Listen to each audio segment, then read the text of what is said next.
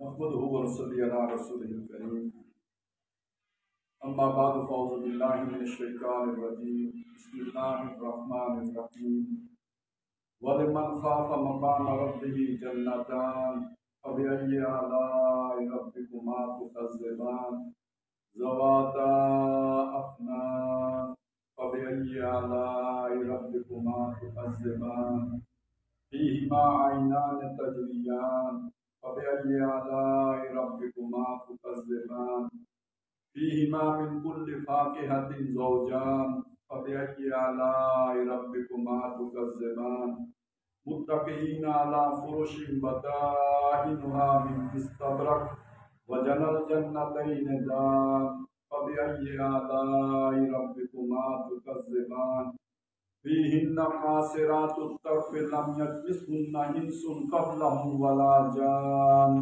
فبأي آلاء ربكما تكذبان كأنهن الياقوت والمرجان فبأي آلاء ربكما تكذبان هل جزاء الإحسان إلا الإحسان فبأي آلاء ربكما تكذبان ومن دونهما جنتان فبأي آلاء ربكما تكذبان مدهامتان فبأي آلاء ربكما تكذبان فيهما عينان نضاختان فبأي آلاء ربكما تكذبان فيهما فاكهة ونخل ورمان فبأي آلاء ربكما تكذبان فيهن خيرات حسان فبأي آلاء ربكما تكذبان حور مقصورات في الخيام فبأي آلاء ربكما تكذبان لم يطمثهن إنس قبلهم ولا جان فبأي آلاء ربكما تكذبان متكئين على رفرف خضر وعبقري حسان فبأي آلاء ربكما تكذبان تبارك اسم ربك ذي الجلال والإكرام صدق الله العظيم رب اشرح لي صدري ويسر لي أمري واحلل عقدة من لساني يفقهوا قولي آمین یا رب العالمین۔ سورہ رحمان کا مطالعہ کر رہے تھے، 2 رکوع کی آیات ہم نے پڑھی تھی، یہ آخری رکوع کی آیات ہے جو میں نے آپ کے سامنے تلاوت کی ہے۔ ارادہ ہے کہ آج اسے مکمل کرنے کی اجازت توفیق دی، اور یہ حصہ وہ ہے کہ جو آخرت میں جو بھی خاص طور پہ جو انعام یافتہ لوگ ہوں گے ان کا جو وہاں پہ اللہ تعالیٰ کی طرف سے اعزاز ہوگا، اکرام ہوگا، خاطر تواضع ہوگی، یہ پورے رکوع میں اس کا ذکر آیا ہے۔ اس میں کہ جو درمیانہ رکوع تھا اس کے آخری حصے میں دوزخیوں کا ذکر تھا، هذه جہنم التي يكذب بها المجرمون يطوفون بينها وبين حمیم آن، یہ دوزخیوں کا ذکر پہلے ہو گیا، اور یہ پورا رکوع جو ہے جنتیوں کے ذکر پر مشتمل ہے۔ لیکن یہ کہ اس میں اس کے مفہوم کو سمجھنے میں بہت ساری دشواریاں ہیں، اس لیے کہ یہ ساری چیزیں وہ ہیں جو آیات متشابہات سے متعلق۔ آج یہاں بیٹھ کے ہم حضور کا تصور نہیں کر سکتے، مطلب ایک خیال تو کر سکتے ہیں کہ حضور ہوگی، لیکن یہ کہ اس کی حقیقت جاننا یہاں بیٹھ کر ممکن نہیں ہے۔ اسی طرح جنتوں کا بھی معاملہ ہے، جنت کیا ہوگی، کیسے ہوگی، اس کی کیا کیا نعمتیں ہیں، تو وہ بھی پوری طرح صحیح سمجھنا، جیسے کہ دنیا کی کسی شے کو ہم سمجھتے ہیں، یہ ممکن نہیں ہے۔ اس لیے ویسے بھی جتنے بھی آخرت کے احوال ہیں، آخرت کی جتنی خبریں قرآن مجید میں دی ہیں، وہ آیات متشابہات میں سے ہیں۔ آیات متشابہات وہ ہیں کہ جن کے بعد جن کا یقینی مفہوم یا حقیقی مفہوم وہ ہمیں معلوم نہیں ہوتا، ایک تصور ہم قائم کر سکتے ہیں اس سے۔ قرآن مجید میں دونوں طرح کی آیات ہیں، اور والذی انزل علیک الکتاب فیہ آیات محکمات ہن ام الکتاب واخر متشابہات، اس میں وہ آیات بھی جو محکم ہیں، یعنی جن کا معنی بڑا معین ہے، واضح ہے، دو ٹوک ہے، اس میں کوئی ابہام نہیں ہے، اور اس میں وہ آیات بھی ہیں کہ جو ملتی جلتی ہیں، یعنی آپ اس کے معنی میں دائیں بائیں آپ کو، یعنی آپ کا ذہن جا سکتا ہے۔ تو یہ والا حصہ وہ ہے کہ جو سارے کا سارا گویا ان آیات پر مشتمل ہے کہ جو آخرت کے آباد پر مشتمل ہے، لہٰذا جن کا اس طرح سے بالکل دو ٹوک معنی معلوم کرنا کوئی اتنا آسان کام نہیں ہے۔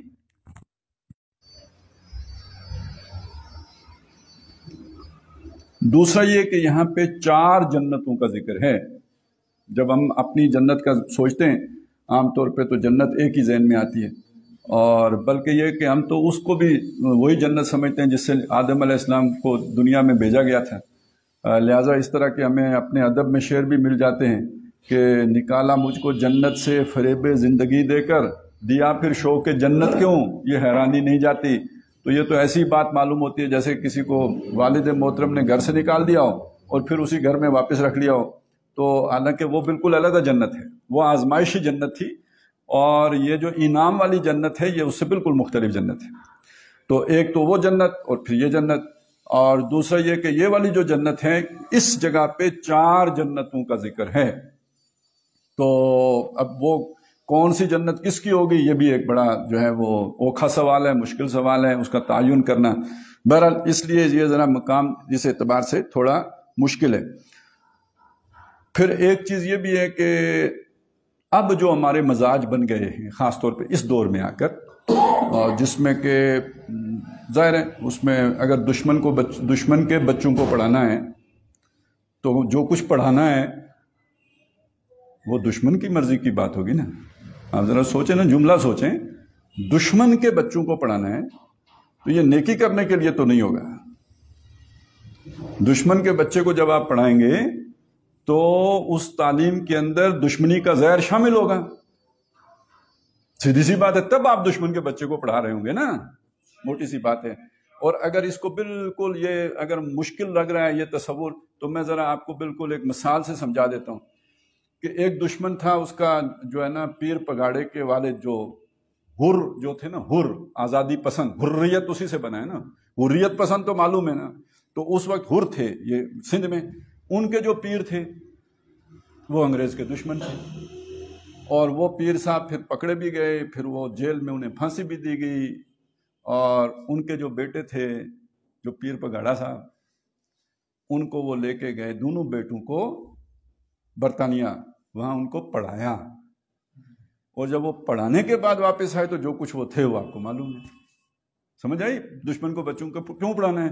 تو آج ہم پڑھے لکھے لوگ ہیں، تو جب پڑھے لکھے لوگ ہیں تو اس پڑھائی کا ایک نتیجہ یہ نکلا ہے کہ ہمیں حوروں سے چڑے، حوروں کا ذکر کریں تو ہم ہنستے ہیں، جنت کی نعمتوں سے بہت سے لوگوں کو چڑ ہوتی ہے، کہتے ہیں یار یہ مولوی چسکے لیتے ہیں، تو بھائی مولوی پہ کیوں روکتے ہو؟ ہمت کرو نا، یہ تو محمد رسول اللہ کی احادیث میں بھی ہے، یہ تو قرآن مجید میں بھی ہے، تو ذرا تھوڑی جرت کرو نا۔ پھر اگر آپ نے پورے پڑھے لکھے ہو تو پھر صحیح جگہ تک نشانہ مارو اور پہنچو اللہ تک۔ تو بات یہ ہے کہ قرآن مجید نے اگر یہ باتیں کی ہیں تو اس کے بعد اگر ہمیں ہنسی آتی ہے تو ہم فراڈیے ہیں۔ میری بات اگر کسی کو تلخ لگے معذرت خواہوں، لیکن ہم اصل میں 2 نمبر ہے، دل میں کیڑا ہوتا ہے، اوپر سے ذکر نہیں کرتے۔ وہ 14 سال کے بچے سے پوچھیں، وہ اس کے دل میں جو خواہش مچل رہی ہوگی وہ شادی کی ہوگی، لیکن 25 سال کا ہو جائے گا نام نہیں لے گا، ٹھیک ہے نا؟ اس سے پوچھیں بھی تو مرضی ہے۔ لیکن جو اس پہ بیت رہی ہوگی وہ آپ کو پتہ ہے. یہ 2 نمبری ہے بھائی، آپ کے جو اندر ہے وہ باہر نکالیں.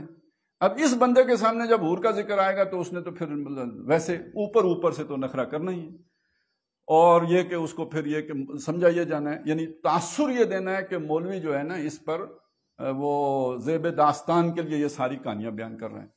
تو بھئی یہ زیب داستان نہیں، اللہ تعالیٰ نے یہ بیان کیا، اور اس وجہ سے کہ اللہ کو معلوم ہے کہ آپ کا کیڑا کیا ہے. اللہ کو پتہ ہے کہ آپ کے اندر جو ہے نا کیا کیا خواہشات اسی نے رکھی ہیں نا، وہ نہیں جانتا. الا یعلم من خلق، وہ نہیں جانے گا جس نے بنایا ہے، تو وہ تو خوب جانتا ہے کہ آپ کے اندر کیا کیا خواہشیں. اور دوسری بات یہ ہے کہ جنہیں اللہ کی پرواہ نہیں ہے، جنہیں آخرت کی فکر نہیں ہے، وہ تو دنیا ہی میں موجی زندگی بسر کرتے ہیں نا، وہ دنیا ہی میں موجی زندگی بسر کرتے ہیں، مرضی کی زندگی بسر کرتے ہیں.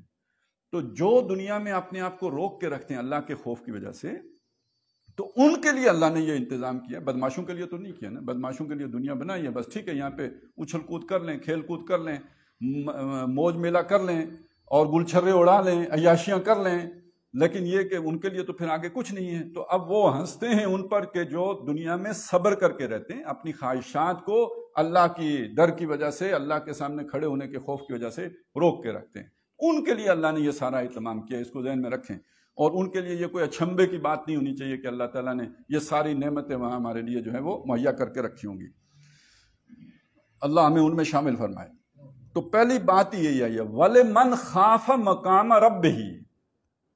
یہ الفاظ نوٹ کریں، خاف خوف سے خاف بنا ہے، وہ ورب ہے.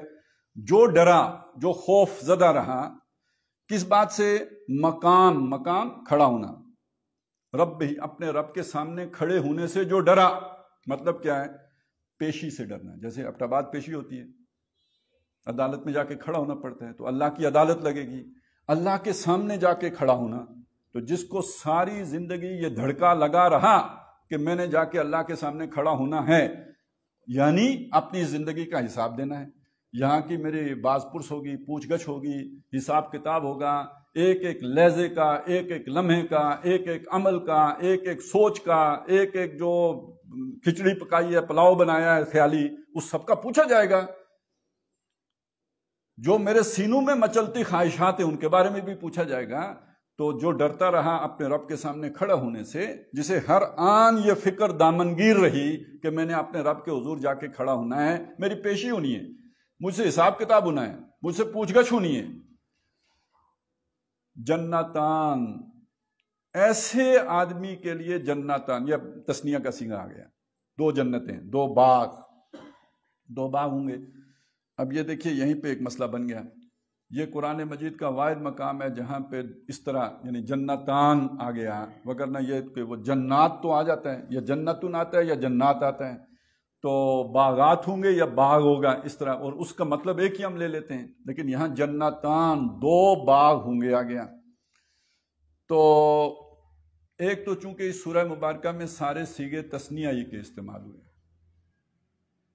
فَبِأَيِّ آلَاءِ رَبِّكُمَا تُكَذِّبَانِ، تم دونوں جماعتیں اللہ کی کون کون سی نعمت کو جھٹلاؤ گے. تو تقریباً یہی وہ سارا ہر جگہ پہ آپ کو دیکھیں گے. بلکہ یہ کہ اسی نسبت سے رب المشرقین و رب المغربین بھی آ گیا تھا، یعنی 2 مشرقوں کا رب اور 2 مغربوں کا رب. تو ایک تو اسی نسبت سے یہ بات یہاں پہ بھی آ گئی کہ جنتیں بھی 2 ہوں گی. لیکن دیکھیں دوزخ تو 2 کا ذکر نہیں کیا، اس تو سنگل کا ہی کیا. تو یہ جو 2 جنتیں ہیں، یہ اس کی بہت ساری توجیہات ہیں. مطلب یہ بھی ہے کہ بھئی ایک ہی آدمی کے لیے 2 جنتیں ہوں گی. ایک میں جیسے دنیا کی نعمتیں ہوتی ہیں تو اس سے ملتی جلتی نعمتیں ہوں گی، اور دوسری جنت میں ایسی نعمتیں ہوں گی کہ جو اس نے کبھی سوچی نہیں، خیال میں بھی نہیں آئیں، وہم و گمان میں بھی نہیں، اور اس کے دل میں جن کا کبھی خیال تک نہیں آیا، اس طرح کی نعمتیں ہوں گی. تو ایک تو یہ بھی معنی کیے گئے ہیں. ایک معنی یہ بھی ہے اس کا کہ چونکہ مخاطب یہاں پہ 2 ہیں، کون؟ جن اور انس. اب انسانوں کے لیے جس طرح کی نعمتیں ہوں گی وہ ضروری تو نہیں کہ جنوں کو بھی اسی طرح کی نعمتیں چاہیے ہوں. مثلا ہمیں سردی لگتی ہے، اگر فرض کریں ہمیں ہیٹر کی ضرورت ہے، اور ہمیں جو ہے نا آگ کی ضرورت ہے، یا ہمیں گرم پانی کی ضرورت. اب یہ تو ضروری نہیں کہ جنوں کو بھی ان چیزوں کی ضرورت ہو،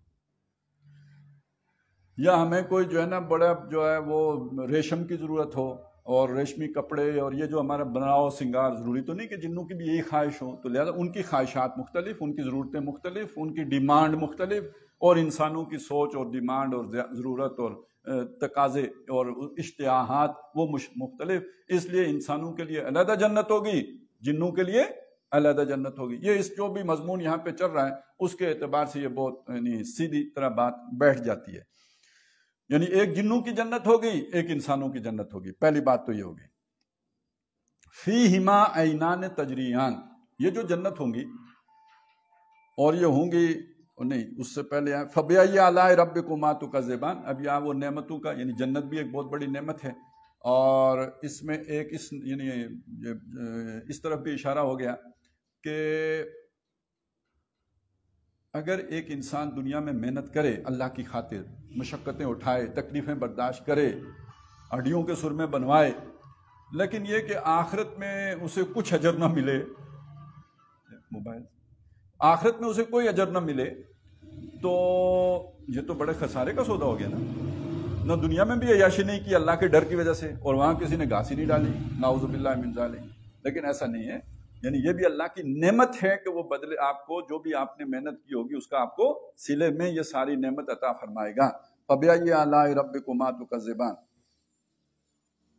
ذواتا افنان، وہ اب ذوات کہتے ہیں نا، وہ مطلب اس کی جو بھی والی، جیسے ہوتا ہے نا ذو مال، مال والا، اور اگر عورت ہوگی تو ذات المال، مال والی، ٹھیک ہے نا، والی اور والا کا یہ فرق ہوتا ہے۔ اب اسی کا پھر تسنیہ بن گیا ذواتا، یعنی وہ جو ذات تھی وہ اب وہ دو ذاتیں بن گئی۔ تو افنان یہ بھی شاخیں، اور اب شاخوں سے پھر ایک معنی یہ لیا گیا کہ وہ جو جنت ہوگی، تو وہ جو دو جنتیں ہوں گی جن کا اوپر ذکر آ گیا، وہ بڑی گھنی، مطلب اس میں شاخیں ہوں گی، سایہ بہت گھنا ہوگا، یعنی ایک معنی یہ، اکثر معنی یہی کیا گیا۔ ایک رائے یہ بھی ہے کہ اس سے مراد یہ ہے کہ وہ جنتیں جو ہوں گی، وہ جو کہا گیا دو جنتیں ہوں گی، تو گویا دو کیٹیگریز ہوں گی نا، اور ہر کیٹیگری کی کئی شاخیں ہوں گی، ٹھیک ہے نا۔ یعنی آپ اگر اس کو مثال سے سمجھنا چاہیں تو یوں سمجھ لیں کہ ہمارا تعلیمی نظام ہے، ایک سرکاری اسکولوں کی کیٹیگری ہے، اور ایک جو ہے نا بیکن ہاؤس اور سٹی اسکول اور اس طرح کے اسکولوں کی کیٹیگری ہیں۔ تو اب بیکن ہاؤس کی بھی تو کتنی شاخیں ہیں پاکستان میں، کوئی ایک شاخ تو نہیں ہے نا۔ ہمارے بینک ہیں، یہ حبیب بینک ہے، یہ ABL ہے، اور یہ جو ہے نا نیشنل بینک ہے، یہ فلانا بینک ہے، عسکری ہے، تو ان کی بھی پورے پاکستان میں برانچز ہیں، شاخیں ہیں۔ تو ایک معنی اس کا یہ بھی ہو سکتا ہے کہ اس جنت کی جو بھی وہ دو جنتیں ہوں گی ان کی کئی شاخیں ہوں گی، اس لیے کہ بعض جگہوں پہ جیسے قرآن مجید میں، جیسے اس کے بعد جو تیسری صورت ہے اس میں بھی آ گیا ہے، اور بھی جگہوں پہ آیا ہے کہ یہ جو جنت کا پھیلاؤ ہوگا یہ آسمانوں اور زمین جتنا ہوگا۔ سورہ حدید میں تو یہ کہا نا آسمان اور زمین جتنا ہوگا، ارضھا کارض السماء والارض، جتنا آسمان اور زمین کا پھیلاؤ ہے، یعنی پوری کائنات جتنا اس کا پھیلاؤ ہوگا جنت کا۔ اور جگہوں پہ ارضھا السماوات والارض، اس کا پھیلاؤ آسمانوں اور زمین، یعنی وہی کائنات کے لیے جو بھی قرآن مجید کے ایڈیم ہے اس کا استعمال کر دیا گیا۔ تو اب فرض کریں کہ ایک جو مریخ پر بھی جنت ہے، عطارد پر بھی جنت ہے، زمین پر بھی جنت ہے، یا چلیں اور پتہ ہی نہیں کتنی گلیکسیز ہیں اور کیا کیا جو ہے نا وہ کائنات کی وسعتیں ہیں جہاں تک آدمی نہیں پہنچا، تو یہ سب جو اتنی جنتیں ہیں تو ایک کیٹیگری ہر جگہ پہ موجود ہوگی۔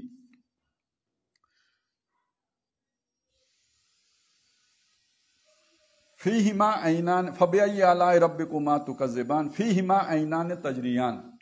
اب یہ جو جنتیں ہوں گی، یعنی ہر جنت فرض کریں ایک کئی جگہوں پہ وہ جنتوں کی وہ کیٹیگری موجود ہیں، تو ایک چیز تو اس میں لازمی ہوگی، کون سی جی؟ کہ اس میں دو چشمے ہوں گے، چونکہ جنتیں بھی دو ہیں، ہر جنت میں ایک اپنا اپنا چشمہ ہوگا، وہ جنوں والی جنت میں اپنا چشمہ ہوگا اور یہ انسانوں والی جنت میں علیحدہ چشمہ ہوگا، اور یہ چشمہ جو ہے یہ جاری ہوگا، تجریان، بہہ رہا ہوگا۔ یہ ابھی اس کو ذہن میں رکھیے گا کہ کیا بات کہی گئی، چشمہ ہوگا بہتا ہوا، یعنی جیسے پانی نکلتا ہے اور وہ جیسے تھوڑا آپ جیسے ہمارے ہاں وہ ہوتی ہیں چشمے بنے ہوئے چلاری، اور پھر اس سے پانی آگے چل پڑتا ہے، تو وہ بہتا ہوا چشمہ ہوگا۔ فبأی آلاء ربکما تکذبان فیہما من کل فاکہۃ زوجان، اور یہ جو دونوں جنتیں ہوں گی ان میں جو بھی پھل ہوگا وہ جوڑے کی صورت میں ہوگا. جوڑے کا مطلب ایک تو وہی کہ ایک اس کا جو ہے نا وہ صورت یعنی دنیا کے پھل کی صورت ہوگی، لیکن یہ کہ ذائقہ بہت اعلیٰ ہوگا. اور وہ دوسرا جو جنت میں ہوگا وہ بھی اسی جیسا ہوگا، لیکن وہ بہت ہی مختلف چیز ہوگی. اس کا کوئی نہ خیال نہ ذہن میں اس طرح کا کبھی پھل سوچا دیکھا، اس سے بھی باہر کی چیز ہوگی. تو بہرحال بڑی بات یہی ہے جو سمجھ میں آنے والی ہے کہ یہ جوڑے کی صورت میں ہوں گے، دو پھل ہوں گے. فَبِأَيِّ آلَاءِ رَبِّكُمَا تُكَذِّبَانِ مُتَّكِئِينَ عَلَىٰ فُرُشٍ بَطَائِنُهَا مِنْ اسْتَبْرَقٍ. وہ بیٹھے ہوں گے ان فرش، یہ بیٹھنے کی جگہ. اب بیٹھنے کی جگہ مسہری بھی ہوتی ہے جس پر یعنی تکیے لگا کے بیٹھا جاتا ہے، اس لیے کہ متقین جو ہے یہ ٹیک لگا کر بیٹھنے کے لیے آتا ہے، تو گویا تکیے لگے ہوں گے.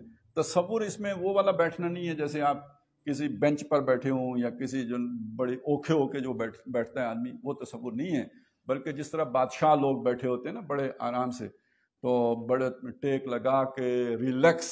ٹھیک ہے، جب بندہ بڑا خوش ہوتا ہے، چین سے ہوتا ہے، آرام سے ہوتا ہے، دنیا کی ساری نعمتیں اسے میسر ہوں، تو جس طرح وہ آرام سے ریلیکس ہو کے ایزی چیئر پہ جیسے بیٹھتے ہیں، تو اس طرح وہ ریلیکس پوزیشن میں بیٹھے ہوں گے.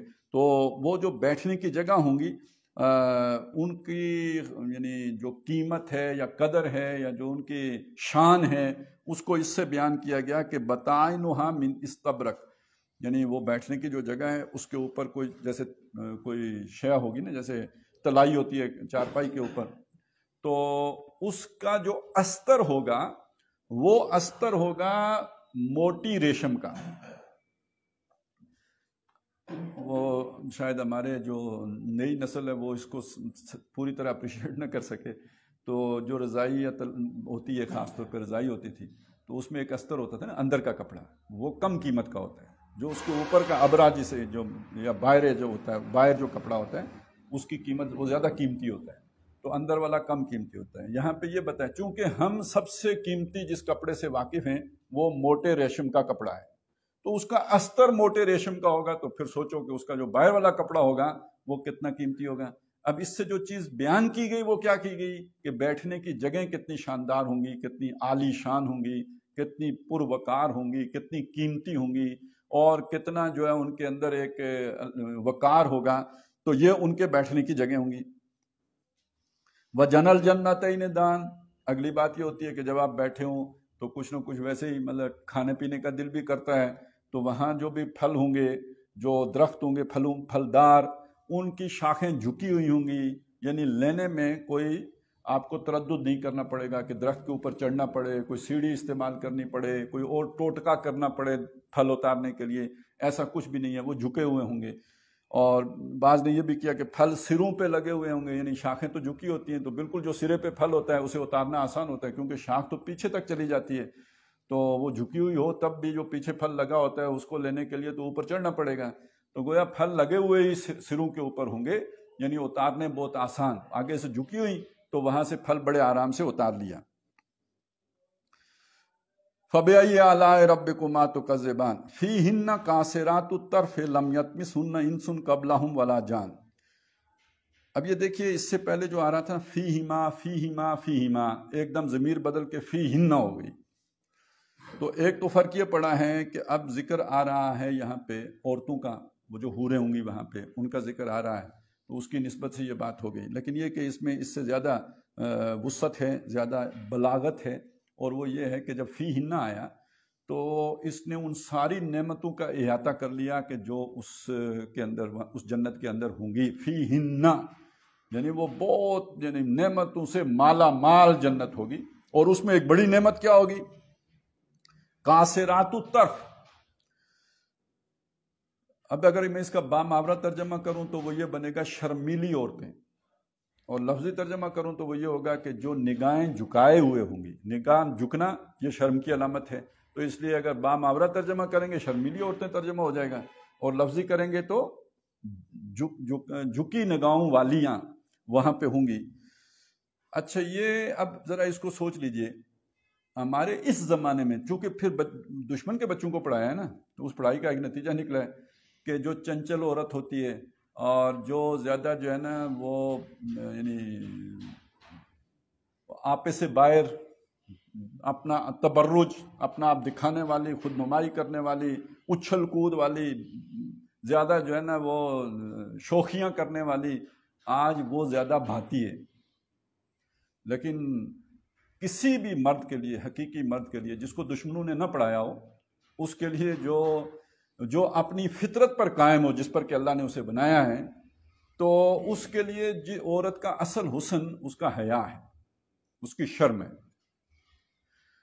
اور اگر آپ دیکھیں نا تو حضرت موسیٰ علیہ السلام جب وہ پانی پلایا 2 بچیوں کے لیے، جو شیخ مدین کی بچیوں کے لیے، تو پھر انہوں نے وہ جب واپس بھیجی تو وہ جب آئیں تو تمشی علی استحیاء، وہ حیا پہ چلتی ہوئی آئیں. اور پھر یہ کہ انہوں نے حضرت موسیٰ کو یہ بھی کہا کہ آپ آگے آگے چلیں، میں آپ کے پیچھے پیچھے چلوں گی. تو ایک حیادار عورت. اچھا، آج ہماری دنیا بالکل الٹ ہو چکی ہے. ہمارے ہاں تو پھر بھی خیر ہے. دنیا جب ہم کہیں گے تو صرف ہم ہی تو نہیں ہیں دنیا میں، اور دنیا تو ہمارے ہاتھ میں بھی نہیں ہے. دنیا کے جو لیڈرز ہیں، دنیا جن کو دنیا سمجھی جاتی ہے، جن کی دنیا ہے، تو وہاں پہ تو معاملہ یہ ہے کہ اگر کوئی 20 22 24 سال کی لڑکی ہو اور وہ اس نے ابھی تک کوئی اس کا افیئر نہ ہو، وہ کسی کے ساتھ ملوث نہ ہوئی ہو، تو یہ اس کی خامی سمجھی جاتی ہے. اس کے ساتھ جلدی جلدی کوئی شادی کرنے کے لیے تیار نہیں ہوتا کہ یہ ایک اچھی سیکسول پارٹنر نہیں ہے. کیوں؟ اس کے اندر اقدام نہیں ہے. یہ آج تک تو کسی کو پھنسا ہی نہیں سکی، تو یہ تو اس کے لیے تہمت بن گئی. وہ معاشرہ یہاں پہنچ چکا ہے. پتہ نہیں ہمارا کیا ہے، لیکن ابھی ایک پردہ ہے، چلیں اوپر ایک ذرا کور ہے، ٹھیک ہے. تو لیکن اصل انسانی فطرت میں اگر آپ دیکھیں تو عورت، یعنی یہ لفظ بھی پردے سے بنا ہے نا، جو پوشیدہ چیز، مستورات، جن کو ڈھانپ دیا گیا ہو، مستور، یہ تو الفاظ ہیں. اس سے آپ اندازہ لگائیں کہ بھئی ہم کیا کانسیپٹ ہے جو اصل فطرت کے قریب تر ہے. لہذا اسی خوبی کو بیان کیا گیا جو اصل حسن ہے، کہ وہ یعنی نگاہیں جھکانے والی، شرمیلی، باحیا، اور یہ کہ اپنے آپ میں سمٹی سمٹائی وہ عورتیں ہوں گی جو فیہن قاصرات الطرف، اپنی نگاہیں جھکا کے رکھنے والیاں ہوں گی وہاں پہ. باقی دنیا کے اعتبار سے بھی یہ دیکھیں نا تو جو بھی انسان ہوتا ہے تو اس کے اندر حسن 2 طرح کا ہوتا ہے. ایک حسن کردار کا حسن ہوتا ہے، ایک حسن جسم کا حسن ہوتا ہے. حسین چہرہ بھی 40 سال کے بعد مرجانا شروع ہو جاتا ہے. اور ٹھیک ہے، آج کل میک اپ کا سامان ہے، 10-15 سال اور آپ ٹپ ٹاپ کر کے گزارا کر لیں گے، لیکن اس کے بعد جھریوں کا کیا کریں گے؟ پھر تو بہت پیسے چاہیے پلاسٹک سرجری کرانے کے لیے، لیکن کہاں کہاں کی کرائیں گے. ٹھیک ہے. تو آخری عمر میں کیا ہو جائے گا؟ 70 سال 75 سال، کوئی فرق نہیں رہتا کون حسین تھا اور کون جو ہے نا بدصورت قبیح تھا، کوئی فرق نہیں رہتا، سب ایک جیسے ہو جاتے ہیں. وَمَن نُعَمِّرْهُ نُنَكِّسْهُ فِي الْخَلْقِ، جس کی عمر بڑھتی جاتی ہے اس کی خلقت میں تک جو ہے وہ کمی آتی جاتی ہے، تو اب وہ ظاہر ہو جاتی ہے. تو یہ حسن وہ ہے جو فانی ہے، ختم ہو جانا ہے. ایک ہوتا ہے کردار کا حسن، جس میں بنیادی چیز حیا ہے، جو دائمی ہے، جو کبھی ختم نہیں ہوتا، جس کو کوئی زوال نہیں آتا. تو اصل خوبی یہ ہے، فیہن قاصرات الطرف لم یطمثہن انس قبلہم ولا جان، اس سے پہلے نہ انہیں کسی انسان نے چھوا ہوگا، نہ انہیں کسی جن نے چھوا ہوگا. چھوا ہونا مطلب مس کرنا. اور یہ جو یطمس آیا ہے نا، طا میم سین سا مادہ، تو یہ ویسے تو یہ اس مادے حیض کے لیے بھی یہ لفظ استعمال ہوتا ہے، حائضہ کے لیے بھی ہوتا ہے، اور کنواری کے لیے بھی ہوتا ہے. یعنی جسے ہم یعنی یوں سمجھ لیجئے کنوارا کا مطلب کیا؟ ان ٹچ، جسے کسی نے چھوا نہ ہو. تو اسی معنی میں یہاں پہ آیا ہے کہ اس سے پہلے انہیں ان کے ساتھ کوئی ملوث نہیں ہوا ہوگا. اب جن اور انس کی بات آئی ہے، اس اعتبار سے بھی سمجھ لیجئے کہ ہمارے ہاں پہلے ہی سے کچھ ایک مزاج کے مفسرین وہ ہیں کہ جو ذرا ان کے اوپر معتزلہ کا رنگ غالب رہا ہے، اور اس میں پھر وہ جنوں کے مطلب وجود کے تو قائل ہیں، چلیں یہ بھی بڑے غنیمت ہے، بعض نہیں بھی ہیں، لیکن جو قائل بھی ہیں تو وہ پھر یہ کہ جنوں اور انسانوں کے آپس میں ملوث ہونے کے قائل نہیں ہیں. وہ یہ نہیں سمجھتے کہ جنوں اور انسانوں کا آپس میں، بلکہ یہاں تک چلے جاتے ہیں، یہ جو ہوتا ہے نا، کہتے ہیں دخلا ہو گیا تو جن داخل ہو گیا، اس کی بھی وہ نفی کرتے ہیں کہ جن تو آگ سے بنا ہے، یہ مٹی سے بنا ہے، یہ کیسے ممکن ہے کہ انسان کے اندر جو ہے وہ جن چلا جائے، تو وہ ان چیزوں کی بھی نفی کر دیتے ہیں۔ سر سید احمد خان صاحب اس میں انتہا پہ چلے گئے، انہوں نے کہا جی جن کوئی مخلوق ہوتی ہی نہیں، اللہ اللہ خیر صلی اللہ، تو انہوں نے کہا کہ یہ قرآن میں جگہ جگہ جن جن، تو انہوں نے کہا اصل میں انسانوں میں سے جو لوگ مشتعل مزاج ہوتے ہیں، اشتعال میں آگ بگولا ہو جاتے ہیں، تو اس لیے کہا گیا کہ یہ آگ سے بنا ہوا انسان ہے، تو یعنی جو آگ سے بنے ہوئے انسان کا مطلب ہے جلدی اشتعال میں آ جانے والا آدمی، اور اس کو جن کہہ دیا، ٹھیک ہے۔ تو پتہ نہیں پھر افریت من الجن کیا بلا ہوگی کیونکہ قرآن مجید میں ایک اس جن کا بھی ذکر آیا ہے کہ جو افریت ہے، قال افریت من الجن، وہ سلیمان علیہ السلام کے جو دربار میں جو جن تھا۔ بہرحال تو سید صاحب تو یہاں تک چلے گئے، لیکن یہ کہ عام طور پہ جو چلو جنہوں نے مانا ہے انہوں نے یہ کہا کہ یہ ان کا آپس میں کوئی، جنوں اور انسانوں کا آپس میں کوئی ملاپ کا کوئی امکان نہیں ہے۔ لیکن یہ کہ بہت سے ایسے مفسرین ہیں، ہمارے علماء میں سے ایسے لوگ ہیں جنہوں نے اس پہ تحقیق کی ہے، اپنی تحقیق پر کتابیں شائع کی ہیں، اور اس میں یہ بتایا ہے کہ جنوں اور انسانوں کا معاملہ ایسا، یعنی باقاعدہ جنسی ملاپ بھی ممکن ہے۔ بلکہ ہمارے فقہاء نے اس پر بحثیں کی ہوئی ہیں کہ جن اور انسان کا نکاح جائز ہے کہ ناجائز ہے، تو اس کے بعد انہوں نے ناجائز قرار دیا ہے، حرام قرار دیا ہے۔ تو اب اگر یہ بحث ہوئی ہے تو کیوں ہوئی ہے؟ اس کا امکان ہے نا کہ نکاح ہو سکتا ہے نا، تب انہوں نے حرام قرار دیا ہے، نہیں تو کبھی کسی نے فرشتے اور انسان کے نکاح پر بات کی ہے؟ کسی نے نہیں کی، کیونکہ اس کا امکان ہی نہیں ہے، لہٰذا وہ زیر بحث بھی نہیں آیا، تو جس کا امکان ہی ہو سکتا تھا اسی پہ بحث کی گئی ہے۔ تو بہرحال یہاں پھر یہ بھی مراد ہو سکتی ہے، یعنی ایک معنی پھر اس سے یہ کیا گیا، وہ جو اس سوچ کے لوگ تھے کہ وہ جو جنوں والی جنت میں جو عورتیں ہوں گی، جنیاں، ان کو اس سے پہلے کسی جن نے نہیں چھوا ہوگا، اور یہ جو انسانوں والی جنت ہوگی، اس میں جو عورتیں ہوں گی، انسان عورتیں، ان کو ان سے پہلے کسی مرد نے نہیں چھوا ہوگا۔ تو یہ تو بہت سادہ سمپل آسان معنی ہو گیا۔ اور دوسرا معنی یہ بھی کیا گیا کہ وہ بے شک انسانوں والی جنت میں بھی اور جنوں والی جنت میں بھی جو عورتیں ہوں گی، چونکہ اس بات کا امکان ہے کہ ان کو انسانوں نے اور ان کو جنوں نے چھوا ہو، تو یہاں پہ ایسا معاملہ نہیں ہوگا، وہ نہ کسی انسان نے چھوا ہوگا نہ کسی جن نے چھوا ہوگا۔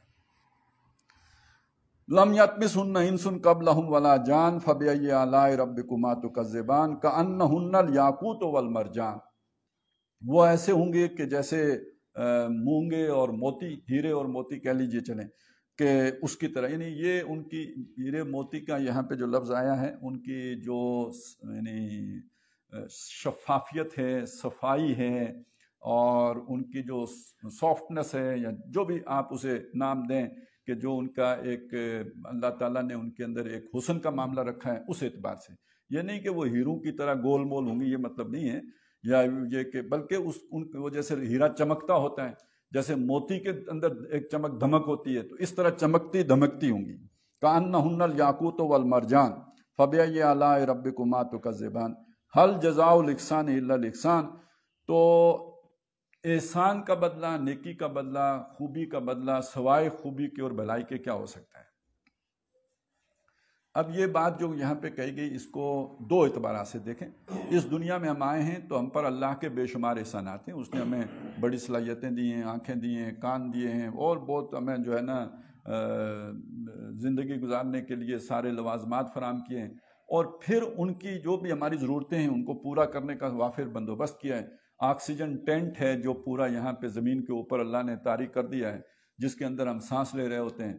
پھر یہ کہ ہماری خوراکوں کا بندوبست کر دیا ہے، بارشیں، ابھی دیکھیں نا 2-3 مہینے بارش نہیں ہوئی تھی تو کیا حالت ہو گئی تھی، تو اس نے برسا دی، تو اب دیکھیے مطلب کیسی زمین بدل گئی ہے۔ تو یہ سارے اللہ کے احسانات ہیں۔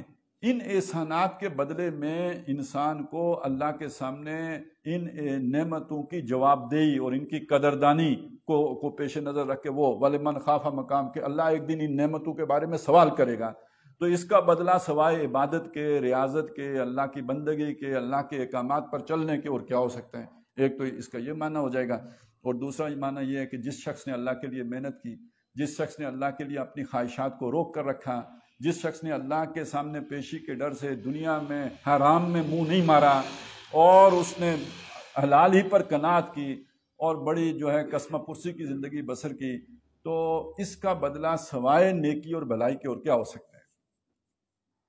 اب آپ تصور کریں نا اس آدمی کا کہ جس نے حلال حرام کی کوئی تمیز نہیں کی تو دنیا میں موجیں اڑائیں، اور اس آدمی کا تصور کریں کہ جسے موقع بھی ملے تو اللہ کے ڈر کی وجہ سے اس نے ان سے فائدہ نہیں اٹھایا۔ کیا آپ کا دل کہتا ہے کہ دونوں کا آخرت میں انجام ایک جیسا ہو جائے؟ میں اپنے دل سے پوچھیں، اپنے کو بیچ سے نکالیں، کیونکہ جب آپ اپنے آپ کو بیچ میں ڈالیں گے تو پھر آپ کی سوچ الٹی سوچنا شروع کر دے گی۔ اپنے کو بیچ سے نکال کے ویسے سوچیں، ایک وہ شخص ہے جس نے دنیا میں کوئی حلال حرام کی تمیز رکھی نہیں، اور دوسرا وہ ہے جس نے اللہ کے ڈر کی وجہ سے اپنے آپ کو حلال پہ روکا، اور روکنے کی وجہ سے وہ دنیا والوں سے پیچھے رہ گیا، قسم پرسی کی زندگی بسر کرنی پڑ گئی۔ تو کیا اللہ کے سامنے جا کے دونوں برابر ہو جائیں گے؟ تو یہ بات سمجھائی گئی ہے کہ جس نے نیکی کی ہے اس کا پھر بدلہ اس کی صورت میں ہونا چاہیے۔ جس نے دن کو روزہ رکھا ہے اس کی افطاری کا بندوبست اچھا ہونا چاہیے۔ روزے دار کے لیے افطاری کا بندوبست کرتے ہیں نا، تو جس نے پوری زندگی کا اللہ کی خاطر روزہ رکھا ہے اس کے لیے پھر اللہ تعالیٰ جو ہے نا وہاں پہ حوروں کو سور کا بندوبست کرتا ہے، تو اس میں یہ افطاری کا سامان ہو گیا نا پھر۔ تو حل جزاء الاحسان الا الاحسان فبأي آلاء ربكما تكذبان۔ اب یہاں تک جو بات آ گئی وہ ایک قسم کی جنتوں کا ذکر ہو گیا پورا، اور اس میں زیادہ تر مفسرین کی رائے یہی ہے کہ یہ جنتیں، یعنی یہ اصل میں جو دوسری طرح کی جو دو جنتیں آ رہی ہیں تو ان کا آپس میں جو انہوں نے ریلیشن قائم کیا ہے وہ یہ کیا ہے کہ ایک جنت ہوگی یعنی ایک قسم کی جو دو جنتیں ہیں یہ مقربین کی ہیں، اور دوسری قسم کی جو دو جنتیں ہیں وہ اصحاب الیمین کی ہیں۔ اگلی صورت میں یہ یعنی کم درجے کے جنتی، جنت میں درجے ہوں گے تو وہ اونچے درجے کے جنتی ہیں، اور یہ والے جو ہے یہ نچلے درجے کے جنتی ہیں۔ اور اب زیادہ تر جو مفسرین ہیں وہ یہ کہتے ہیں کہ یہ جو ہم نے پڑھ لیا حصہ یہ مقرب جنتیوں کا ذکر ہو گیا، جو بڑے درجے کے جنتی تھے یہ ان کی جنتیں ہیں جن کا بیان ہوا ہے۔ اب جو آگے جنتیں آ رہی ہیں یہ ان کے نزدیک کمتر درجے کی جنتیں ہیں، یعنی اگر یہ وہ جو پڑھ لی ہم نے یہ 7 سٹار جنتیں تھیں تو اب جو ہم پڑھنے لگے ہیں یہ 5 سٹار جنتیں ہوں گی۔ وَمِن دُونِهِمَا جَنَّتَانِ، اور ان دو کے علاوہ بھی دو جنتیں ہوں گی۔ فَبِأَيِّ آلَاءِ رَبِّكُمَا تُكَذِّبَانِ مُدْهَامَّتَانِ، یہ جو دو جنتیں ہوں گی یہ گہری سیاہی، یعنی اتنی سبز گہری ہوں گی کہ سیاہی مائل ہو جائیں گی۔ کوئی بھی رنگ جب بہت زیادہ گہرا ہوتا ہے تو آپ نے دیکھا ہوگا کہ اس میں ایک سیاہی مائل یعنی انتہائی گہرا سرخ رنگ، اس میں بھی آپ تو بہتر جانتے ہیں اس میں بھی سیاہی کی کیفیت آ جاتی ہے۔ اور جب کوئی سبز رنگ بہت گہرا ہوتا ہے، آپ نے پتے دیکھے ہوں گے جب ابھی ساون کا مہینہ آئے گا پوری طرح جب جوبن پہ آئیں گے تو وہ سبزہ بہت زیادہ جب گہرا ہو جاتا ہے تو اس میں بھی ایک سیاہی کی کیفیت آ جاتی ہے، تو انتہائی گہرا رنگ، تو یہ سیاہی مائل یعنی اس کے وہ جیسے ہوتا ہے نا کہیں کھاد بھی ہو، پانی بھی وافر ہو، موسم اچھا ہو، تو جس طرح وہ فصل جو ہے نا اس کے اندر ایک تازگی ہوتی ہے، تر و تازہ ہوتی ہے، اس کے اندر وہ رسیلی ہوتی ہے، تو اس کا ایک مظہر یہ ہے کہ مدھامتان، وہ بہت ہی سبز سیاہی مائل ہوں گی۔ فَبِأَيِّ آلَاءِ رَبِّكُمَا تُكَذِّبَانِ۔ اچھا یہاں پہ جو یہ لفظ آیا یہ پچھلی جنتوں میں نہیں تھا، مدھامتان، وہاں جو تھا وہ یہاں نہیں ہے، وہاں تھا ذواتا افنان۔ تو اب اس کے دو طرح سے معنی ہوں گے۔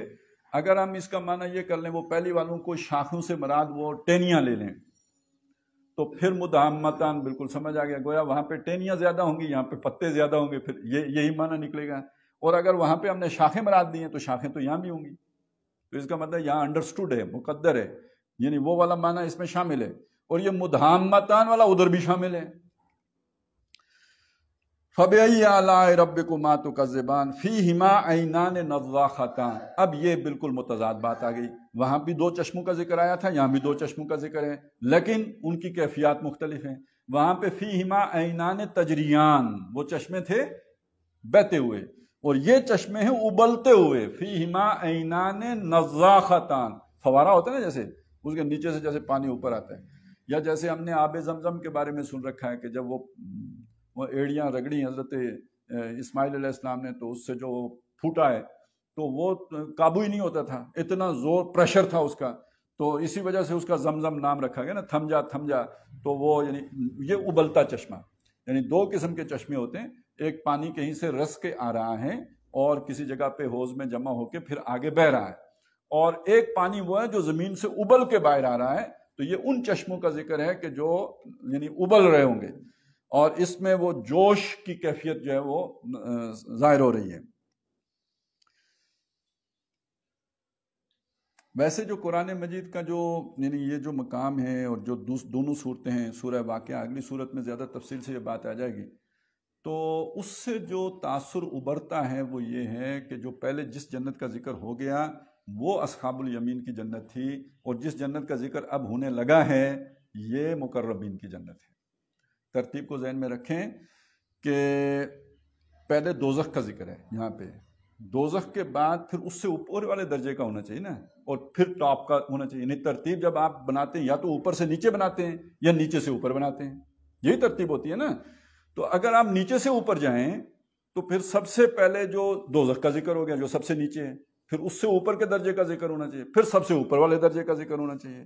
اور اگر آپ اوپر سے نیچے آئیں تو پھر سب سے اوپر والے کا پہلے اور اس کے بعد درمیان والے کا پھر دوزخ کا ذکر. اگلی صورت میں یہی ہے، السابقون السابقون اولئک المقربون، سب سے ٹاپ والے کا ذکر پہلے آ گیا، فی جنات النعیم. اس کے بعد دوسرے نمبر اصحاب الیمین ما اصحاب الیمین. تیسرے نمبر پر جو جا کے یا ایھا الضالون المکذبون لاکلون من شجر من زقوم، وہ اصحاب الشمال ما اصحاب الشمال فی سموم و حمیم، وہ اب تیسرے نمبر پر آیا. تو ترتیب اوپر سے نیچے آئی. اب اس کو الٹا کریں، جیسے کہ یہاں پہ الٹی ہے، یہاں پہ جہنم کا ذکر پہلے ہے، تو پھر درمیان میں کس کا ذکر ہونا چاہیے اور آخر میں کس کا ہونا چاہیے؟ آخر میں پھر اصحاب سابقون الاولون کا ہونا چاہیے، اور درمیان میں جو ہے وہ اصحاب الیمین کا ہونا چاہیے. تو بہرحال مدہامتان، وہ بہت ہی گہری پتوں والی جنت ہے اور ڈھکی ہوئی ہے. فیہما عینان نضاختان، اس میں ابلتے ہوئے چشمے ہیں. فبأی آلاء ربکما تکذبان فیہما فاکہۃ ونخل ورمان. اب دیکھیے وہاں پہ تو زوجان تھا نا، فیہما من کل فاکہۃ زوجان، اس میں ہر جو بھی وہ ہوگا پھل وہ دو دو ہوں گے.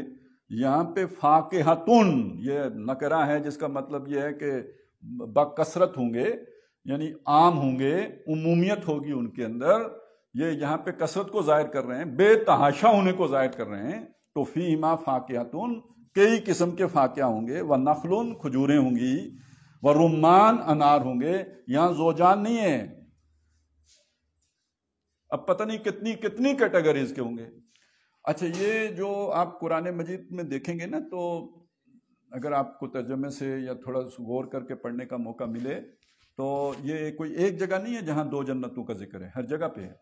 آگے سورہ دہر ہے، اس میں آپ دیکھیں گے تو این یشرب بہا عباد اللہ یفجرونہا تفجیرا، تو وہ تو ایک چشمہ وہ ہے نا، اللہ کے بندے اس سے پئیں گے.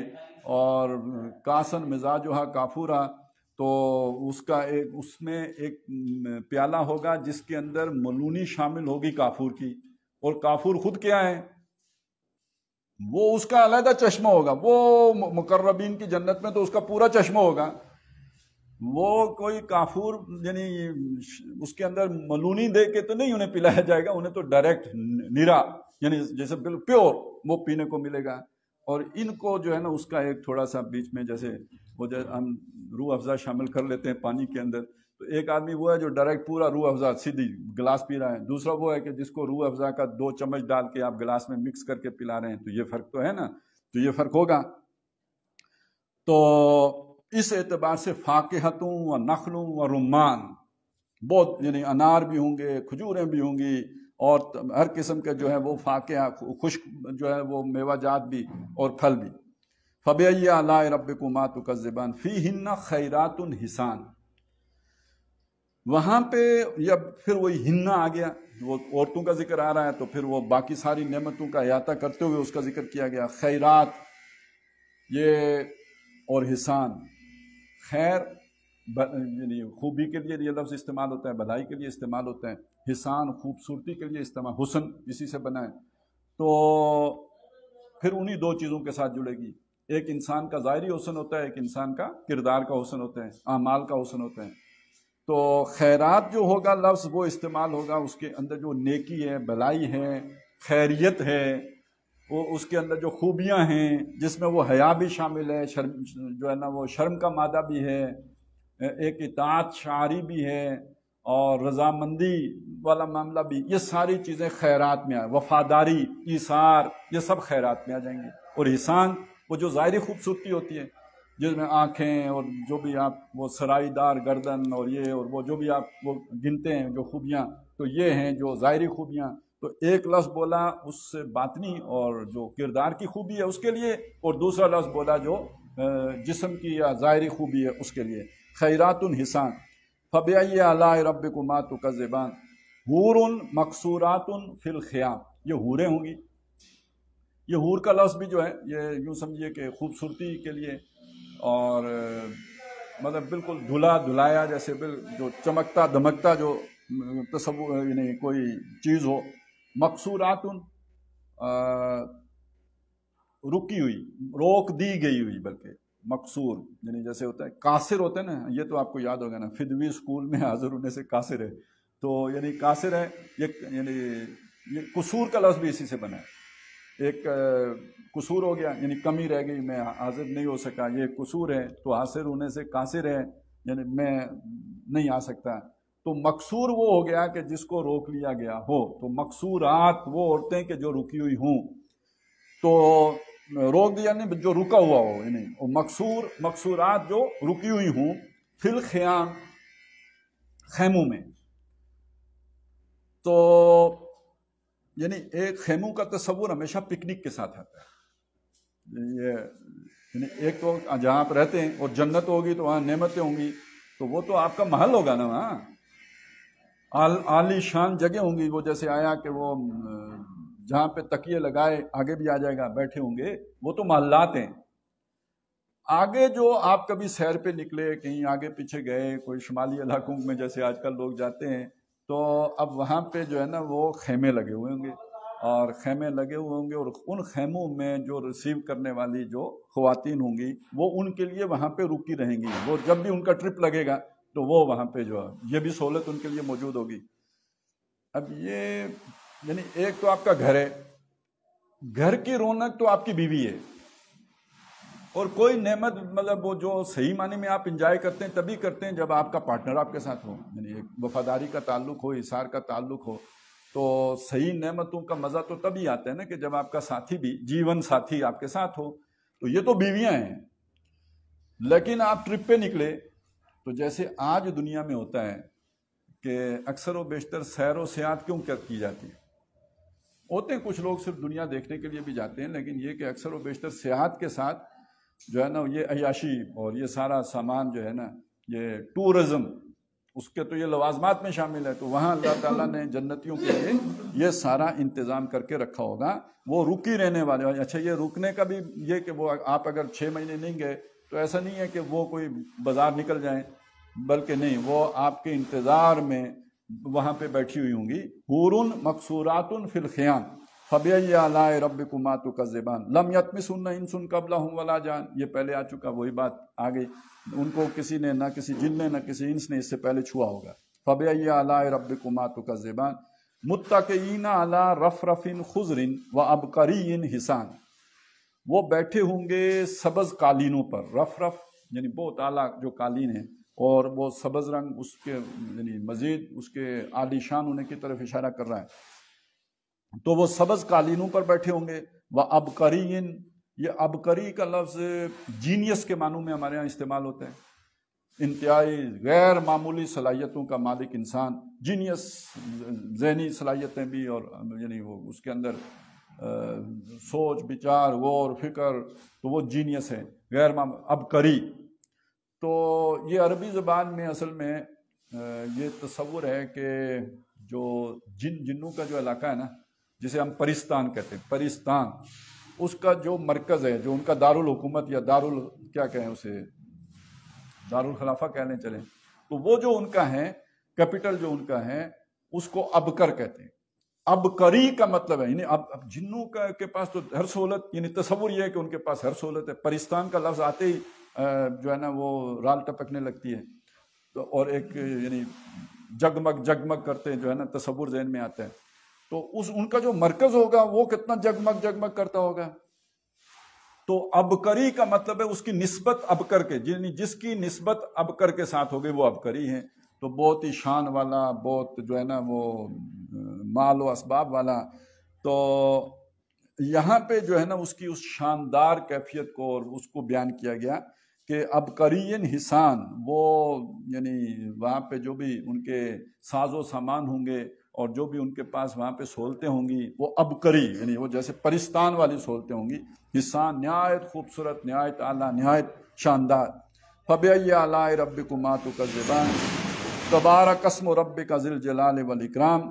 تو نہایت بابرکت ہے تیرے رب کا نام جو بہت ہی جلال والا بھی ہے اور عزت والا بھی ہے۔ یعنی یہ سارا اہتمام جس نے کیا تو کتنی برکت والا، کتنی عزت والا، کتنی جلال والا، کتنے وقار والا ہے۔ اس نے اپنے بندوں کے لیے جنہوں نے اس زندگی میں ایک ایک لمحہ اس کا ڈر، خوف پیش نظر رکھا ہے کہ اس کے سامنے جا کے پیش ہونا ہے، اور اس کے بتائے ہوئے رستے پر قدم اٹھایا ہے، اور جن چیزوں سے اس نے روک دیا ہے ان سے اپنے آپ کو روک کے رکھا، اپنی خواہش کو اس سے آگے نہیں جانے دیا، ان کے لیے اس نے یہ سارے سہولتیں بہم پہنچائی ہیں، یہ ان کے لیے اہتمام کیا ہے، یہ جنتیں ان کے لیے تیار کی ہیں۔ اللہ تعالیٰ ہمیں توفیق عطا فرمائے کہ ہم ان حقائق سے، یعنی دنیا کی زندگی جو فانی ہے اس پر مر مٹنے کی بجائے اور اسی پر جو ہے نا وہ گم ہو جانے کی بجائے، یہ جو اللہ نے آگے ہمارے لیے اہتمام کر رکھا ہے اس کو پیش نظر رکھ کر اپنی زندگی کا لائے عمل بنا سکیں، اس مستقبل کو پیش نظر رکھیں۔ مستقبل کی ہمیں بڑی فکر ہوتی ہے، لیکن یہ کہ بڑے قریب کے مستقبل کی فکر ہوتی ہے، اس دور کے مستقبل کو پیش نظر رکھنے کی ضرورت ہے۔ اقول قولی ھذا واستغفر اللہ لی ولکم ولسائر المسلمین والمسلمات۔